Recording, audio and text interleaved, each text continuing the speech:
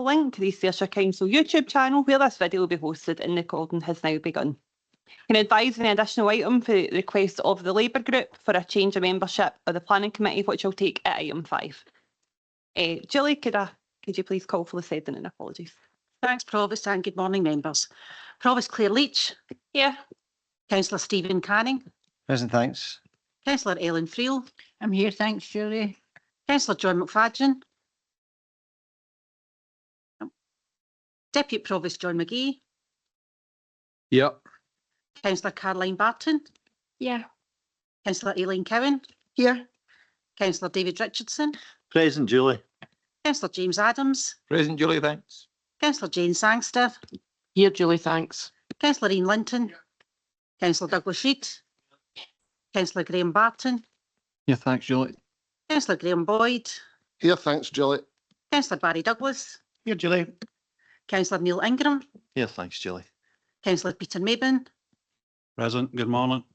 Councillor Claire Maitland. Here. Councillor Jim Todd. Yep. Councillor Beverly Clark. Here. Councillor Sally Cogley. Here. Councillor Kevin McGregor. Here, thanks. Councillor Linda Maben. Here, thanks, Julie. Councillor William Lennox. Morning, here. Councillor Alison Simmons. Here. Councillor Billy Crawford. Councillor June Kyle. Present. Councillor Jim McMahon. Here, Julie, thanks. Councillor Neil Watts. Morning, Julie. I'm here. Thank you. Councillor Drew Filson. Councillor Jennifer Hogg. I'm here, thank you. And Councillor James Kyle. Thanks, members. Thanks, Julie. You all might be wondering who this lovely bunch of folk are sitting at the back of the chambers. It's the Kilmarnock Harriers, so hello to you all. We're going to do a presentation just before we move forward with the agenda. I'm just going to move up to the lectern.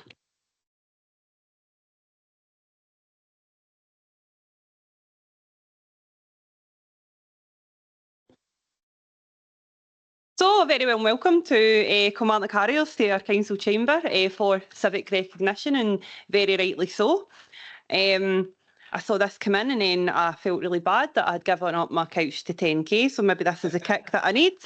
So if any of you are looking for a sign to take up running, this is it. We're giving civic recognition to the Harriers today because they won the prestigious Track and Field Club of the Year, beating some highly regarded clubs throughout Scotland. They're one of the oldest running clubs in Scotland, doing an immense amount of work to make the club what it is. And I think that's all came to fruition with winning an award that is one of the most highly regarded awards in Scottish running. The Harriers pride themselves as a running club who are committed to fostering talent at every level, building a positive community spirit and promoting athletic excellence in the heart of Kilmarnock. They say that this award's driven by its people, partnerships, and its place at the heart of the community. You're being a wee bit modest, maybe. Well done to you. A very warm welcome to Donald McIntosh, Alistair Murray, Kate Todd, Jean Yoden, Hannah Dean, Russell Duncan, Lynn Smith, Matt Dodds, Lindsay McMahon, and Matt Ferguson. Thanks for coming along. Could I please invite Donald McIntosh up to receive a token of congratulations from East Ayrshire Council?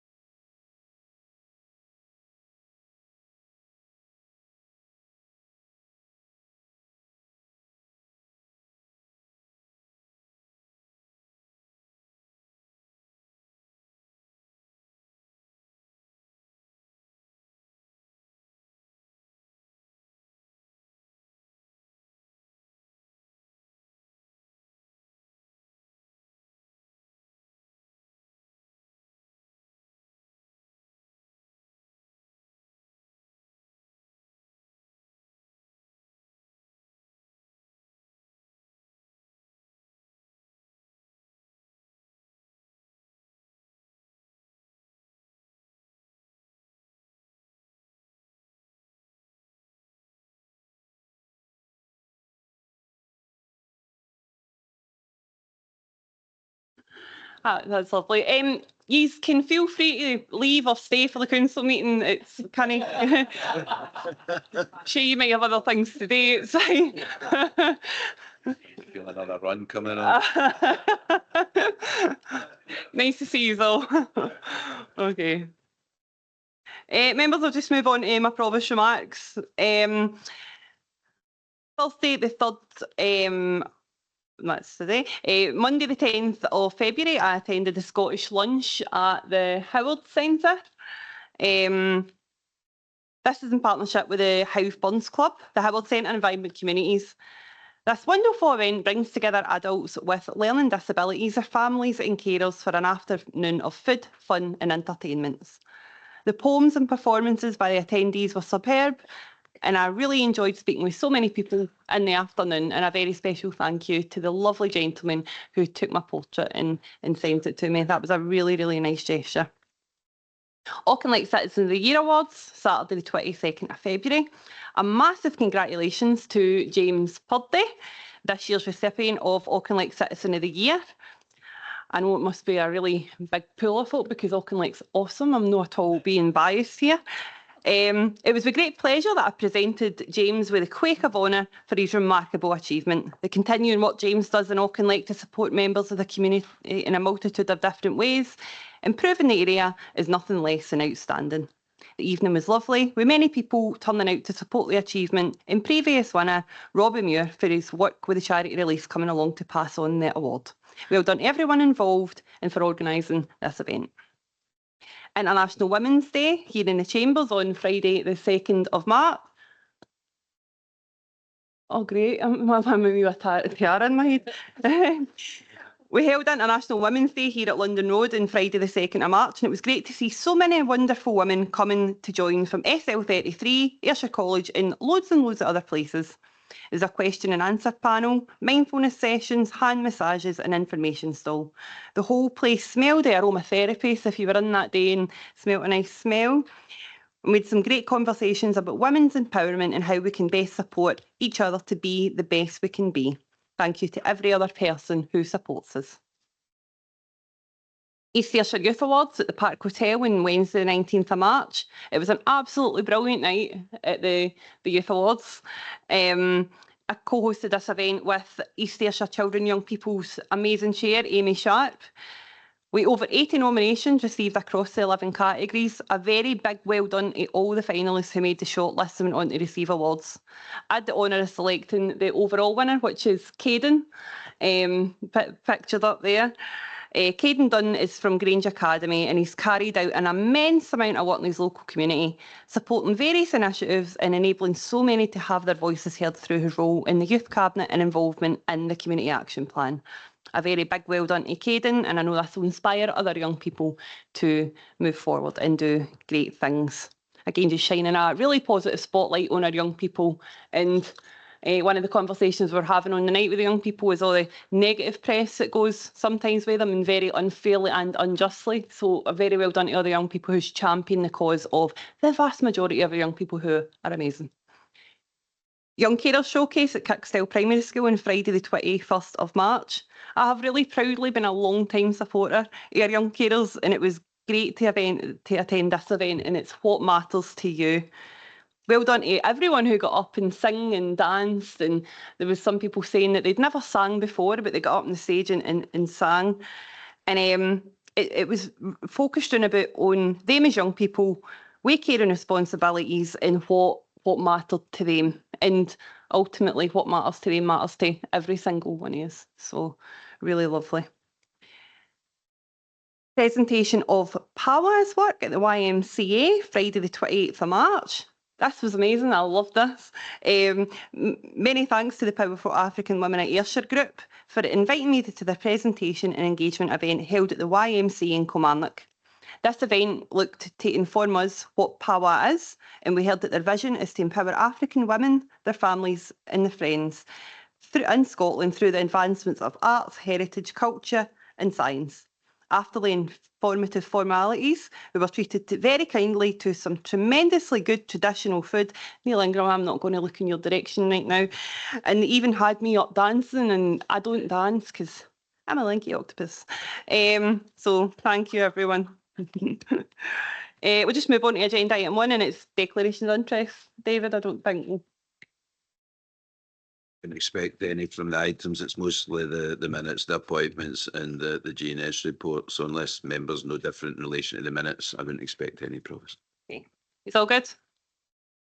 Okay. Item 2 is the previous minutes, and I'll move as a correct record. I'll second that, Provost, but I'm just looking for a wee bit of clarity Yep, sure. regarding the 27th of February, regarding paragraph 11, I think, page 11, sorry, Roman numeral 2. Just after that, Council also agreed to support in principle issue raised by the Deputy Provost. I'm just looking for clarity what that actually means. I don't want to appear obtuse, but I'm just wondering, how does that work in reality, and how will it roll out to councillors, and how will we see a difference? Because my amendment was actually to remit to Blair Miller and Derek Sutherland to come back to councillors. So I'm just looking for some clarity on that and how that will work, and was my amendment successful or no? Thanks, Deputy Provost. Eddie? Thanks, Provost. So just exactly as you say, Deputy Provost, it's about offers to engage further with members. Clearly, we didn't get into detail about how we would do that and how we would seek that clarity. So further to the conversations that we've had, I've spoke to both Blair and Eric, and we agreed that they'll be happy to do a session with members, talk through all the issues around how housing, well-being, social care linked together, think about how the different resources of the councils can focus on that, and actually opens up a much bigger question about, like how people, like 20 to 30 years ago, well, it's nearly 40 years ago, I came into social care, like with home help that was 91 Monday to Friday, old people lived in Nightingale wards, adults with disabilities lived in institutions, and we've moved a massive way for then. As we look forward another 20 to 30 years, what's social care going to be, and what's the role of housing, and what's in East Ayrshire the role of housing in that. So I think your questions opened up, both a short-term thing about how we resource things, but I think it actually opens up a really important long-term question as well, that how the housing service and the integration joint board can engage together. So we'll do a session, like Eric and Blair will jointly do a session with members, so members can inform that for us.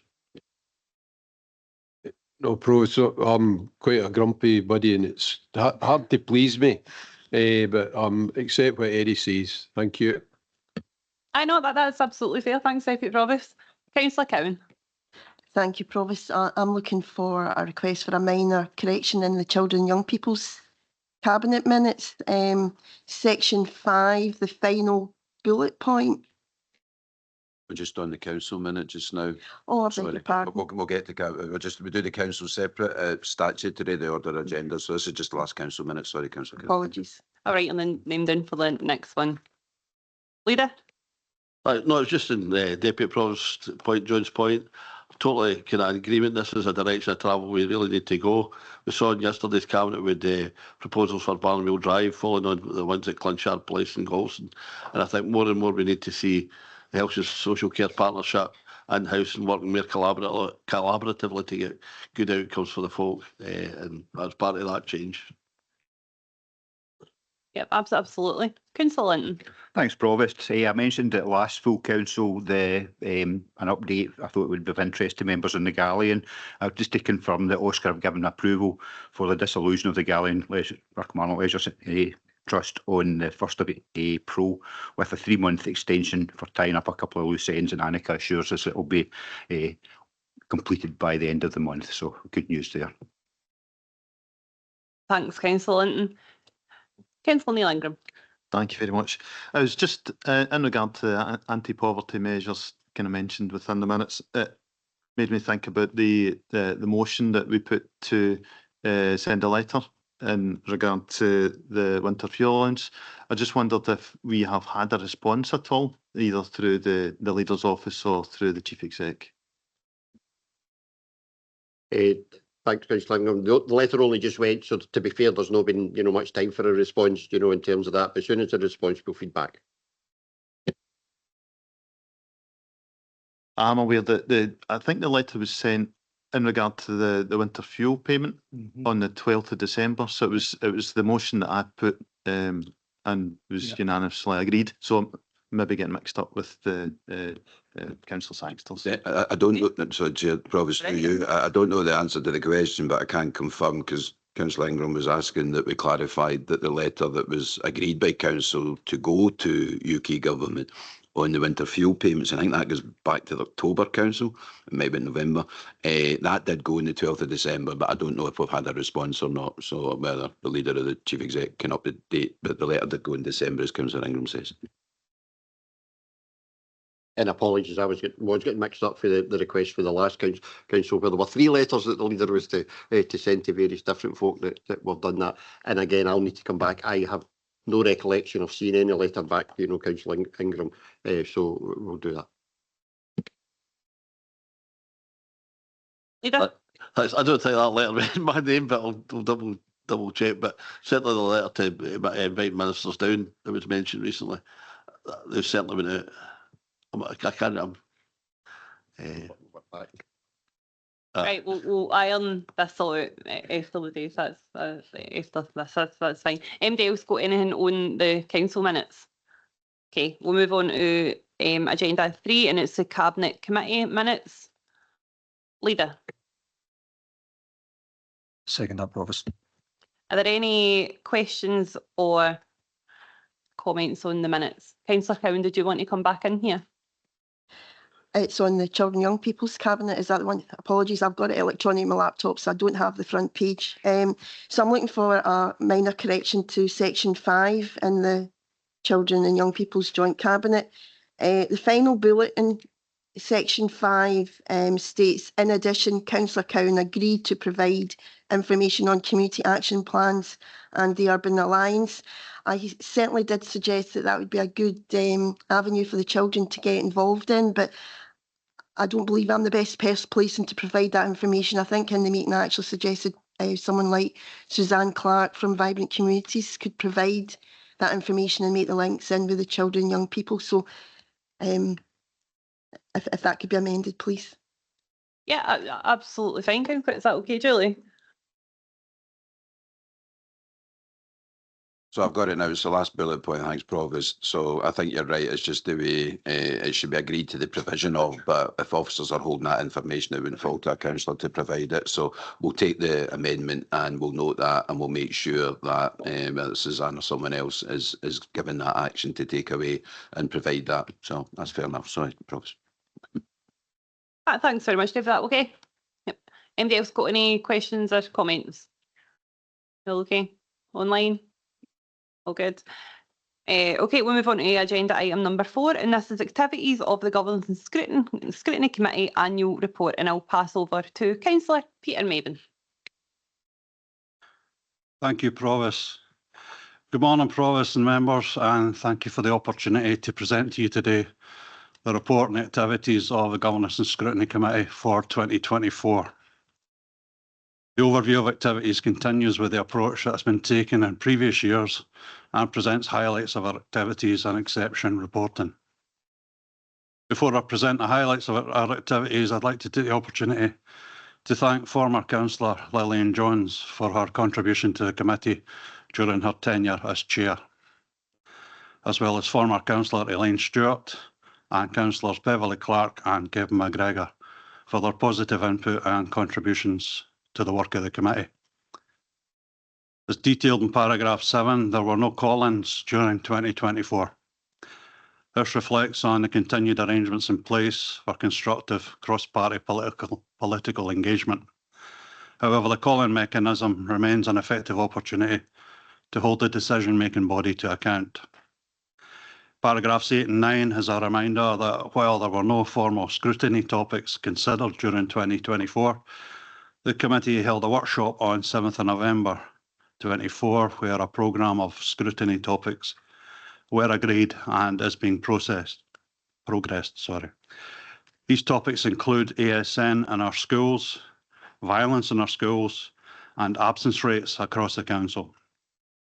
I would remind councillors and colleagues that topic review suggestions can be submitted from a range of sources, including elected members, officers, partners, and members of the public. Paragraphs 10 through to 22 highlights the internal audit standards. In March, the committee noted that a new approach to auditing best value was being adopted, following the publishing of a new audit code of practice in June 21.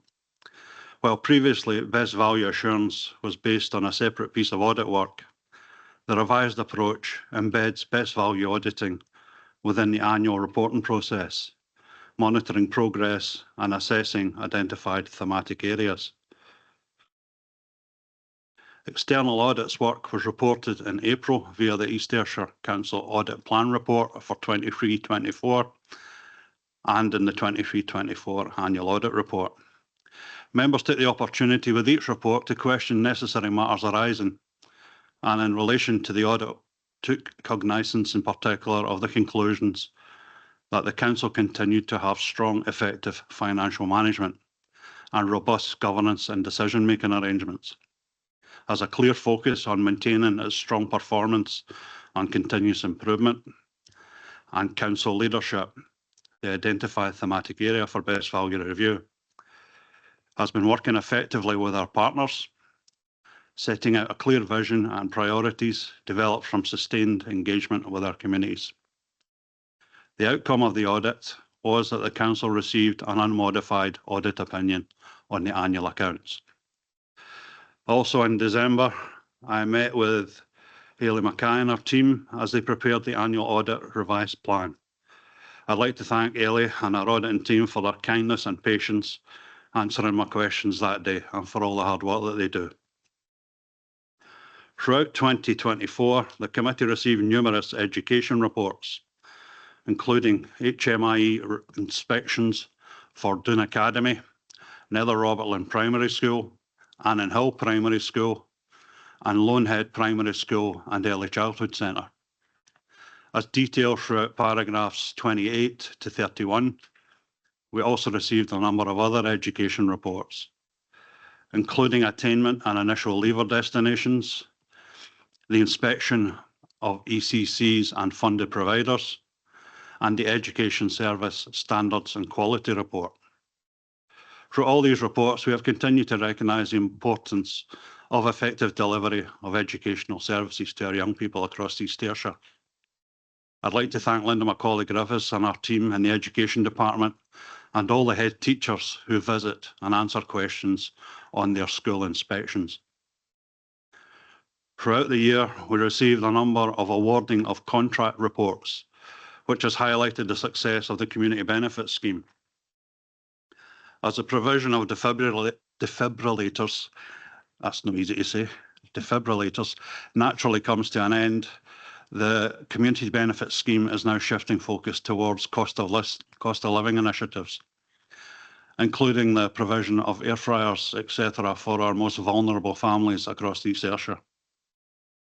We also saw community benefits related to the local employment and skills strategy and work experience placements for young people within our communities. Paragraph 37 refers to the vital importance of East Ayrshire performance reports and ensuring that, as a committee, governance and scrutiny remains informed on the current financial pressures and projected overspend position of the Council. We are all aware that the current financial pressures continue to be our focus and is one of the most critical issues facing the service delivery of the Council. And in January this year, the committee reviewed and challenged the Council's recovery plan, which provided us with a consolidated approach to addressing the 24-25 financial pressures, as well as the recurring challenges faced by the Council. I'll also say my very first governance and scrutiny meeting, I was a bag of nerves and we had a wee bit of drama because my first duty as chair of the governance and scrutiny committee that day was to adjourn the committee meeting. We had an IT problem and there was phone calls flying around, and we managed to get a couple of our GNS members jumped in their cars and came down here to the meeting because they couldn't get online. So being nervous and flustered, that was the last thing I needed was an IT problem and a bit of drama that day. So thank you to the GNS members who jumped in their cars and managed to get it down here and keep us core it and get the meeting started half an hour later.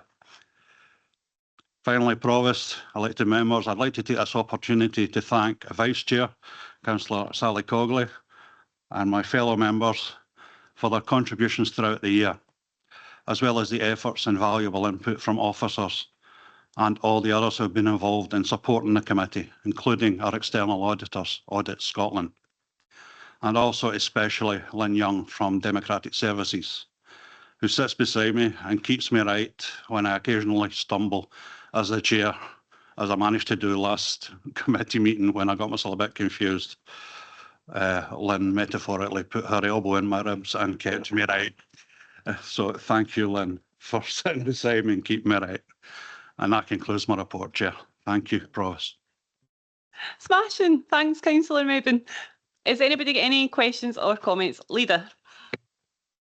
Just to thank Peter and the Governance and Scrutiny Committee for all their hard work, and particularly noting paragraph 22, the comments of Audit Scotland, and that's just helps in the whole working of the council, and some of that is down to the GNS as well as the rest of the council. So just to thank the committee for all their hard work. Thanks, Leader. Councillor Douglas. Thank you, Provost. Again, thank you to Councillor Peter Mabin for his report here. You know, as a former chair of GNS myself, it is an important committee and one that I'm really pleased to hear that seems to be taking a lot longer than it did when maybe I was in the chair, and that I think is partly because there's a lot of newer members on the committee and looking to really make their mark and ask pertinent questions. I think that's really important, and we can't ever underestimate the importance of scrutiny, and I'm glad to see the committee is operating well. So, and I'm glad to hear Lynn is looking after you, Peter, although I'm sure you'll have another officer going forward to assist you. But best of luck to the committee, and thanks for all they do. Thank you. Anybody else? Everybody okay online? Yeah. Okay. Councillor Mabin, thank you very much. Don't be too hard on yourself. Okay, moving on to agenda item 5. A request from SNP Group for various changes to committees. Members, you have the details in front of you. Are you okay with all that? Great. And we have an additional item to approve a change requested for the Labour Group that Councillor Sangster replace Councillor Linda Mabin on the Planning Committee. Is everybody okay with this? Smashing. Thank you, everyone. Well, member, that concludes the council meeting. I'll now draw the meeting to a close. And the Provost, sorry, 2 things. David? For Councillor Douglas, remember you'd indicated there was an additional Labour item. I think they want to make a change as well. Yep. Is that it? Sorry. Before Councillor Douglas, can I just ask as well, can I crave indulgence in relation to the change of the licensing board member? Members might recall that it's the only quasi-judicial panel that requires an elected member to undertake the training before they can sit on it. So I'm just asking if Councillor Cowan would consider if the decision could reflect that when Councillor Barton has done the training, and we're trying to arrange that, but it isn't on every week, so we can only arrange the next one, so there'll be a gap, and rather than operate with one less member, are members happy if Councillor Cowan were to remain until Councillor Barton has done the training, and Councillor Barton would replace her at that point? So that could be the decision today. It would just be the timing of the implementation would delay, and when Councillor Barton will arrange the training at the first opportunity, and once that's completed, the change would happen, but it would mean that we would have the full membership to always maximise the chance of achieving quorum if we make the change when the training's done, rather than make the change from today, if you're okay with that. Sorry, I didn't get a chance to speak to anyone before the meeting. Hopefully that's okay. Sorry. And then Councillor Douglas has his hand up. Sorry. Yeah, right. Is that okay, Councillor Cowan, with the... Yeah, I'll certainly encourage my colleague to undertake the training and at the earliest opportunity. You're in for a treat. Councillor Douglas. Thank you, Provost. Just indulge me for a second, just to say I'd like to welcome Councillor Crawford back to his place after his recent period of ill health and some fairly major surgery as well. And I'm glad to see you back and fighting fit I'm sure all members would agree with me and welcome Councillor Crawford back to his place. Aye, absolutely. Welcome back, Councillor Crawford. Glad to see you getting better. Right, members, that ends today's meeting, and I'll draw the recording to a close. Thank you so much, everyone.